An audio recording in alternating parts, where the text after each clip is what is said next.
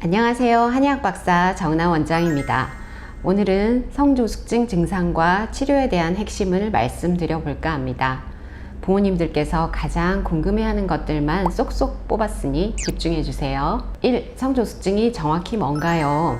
성조숙증은 여아 만 8세 이전, 남아 만 9세 이전에 2차 성징이 나타나는 것을 말하는데요.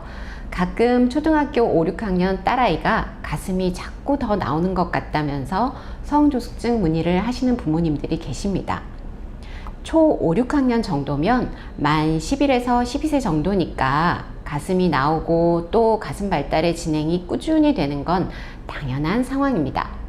물론 그 아이가 만 8세 이전부터 가슴이 발달해 왔다면 성조숙증이었을 수 있지만 초등학교 5, 6학년 나이에 처음 병원 방문을 하면서 가슴 증상만 호소하는 거라면 성조숙증 진단을 내릴 수는 없습니다. 다시 정리할게요.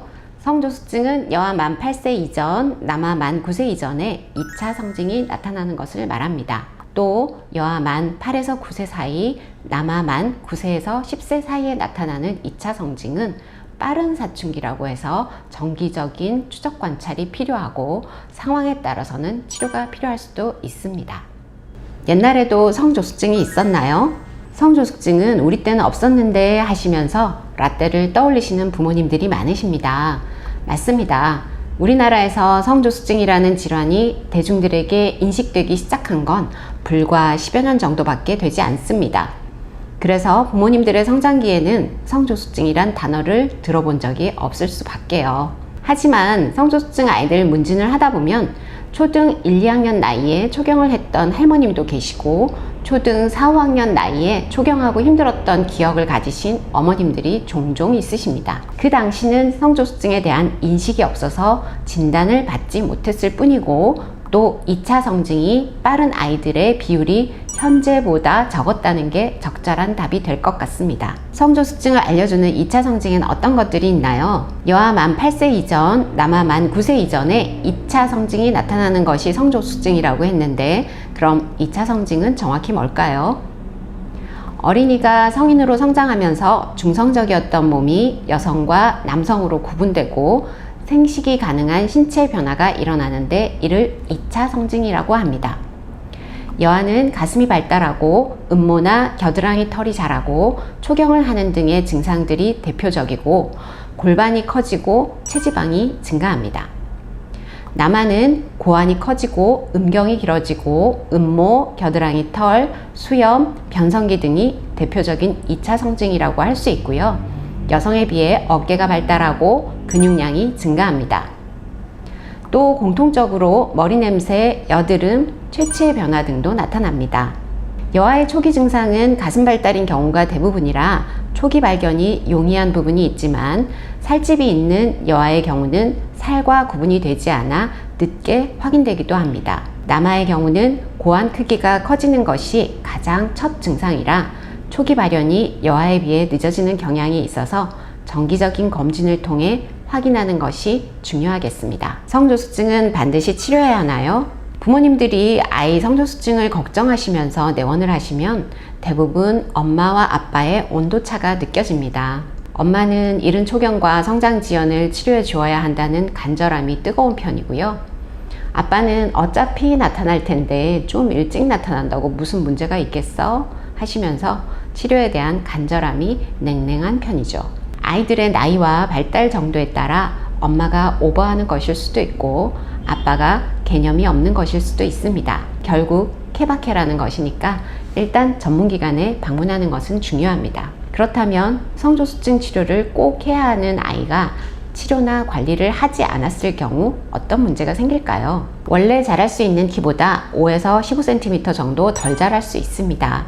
그나마 원래 자랄 수 있는 키가 아주 장신일 경우에는 덜 자란다고 해도 남녀 성인 평균 키에 가까울 수 있지만 원래 자랄 수 있는 키가 남녀 성인 평균 키 정도였다면 최종 키는 많이 작아질 수 있습니다. 또 성조숙증 환아의 80에서 90%가 여자아이들인데 여아들은 남아들보다 2차 성징이 눈에 띄기 때문에 친구들과의 비교를 통해 부끄러워하거나 위축되어 자신감, 자존감이 떨어져 문제가 되기도 합니다. 특히 여아들의 초경이 만 10세 이전일 경우에는 스스로의 몸이나 위생을 돌보는 게 아직 미숙해 부모님과 아이가 모두 불편을 겪거나 친구들에게 놀림을 받기도 합니다. 최근에는 이른 초경이 성인 건강에 미치는 영향에 대한 연구들이 다양해지고 있습니다. 초경을 빨리 한 만큼 폐경이 빨라질 수 있고 또 유방암, 난소암, 자궁암 등과 같은 부인과 질환의 발생률을 높인다는 건 이제 많이들 알고 계시는데요.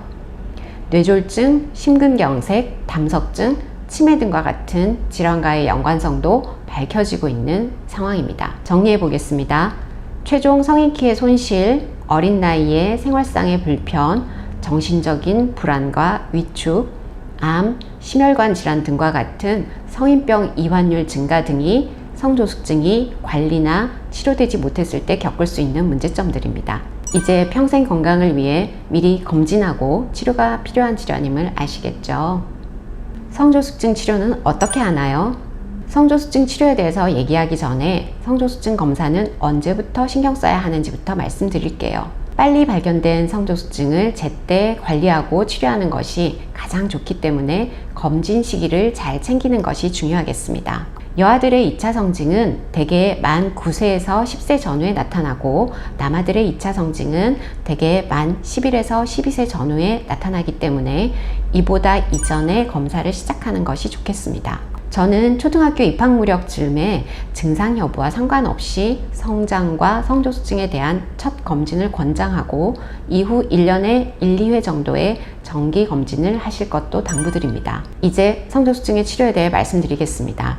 성조숙증 치료는 양의학적으로는 성호르몬을 억제하는 주사 치료가 있고 한의학적으로는 한약 치료가 있습니다. 억제 주사의 경우 4주 간격 또는 3개월 간격으로 맞게 되는데요.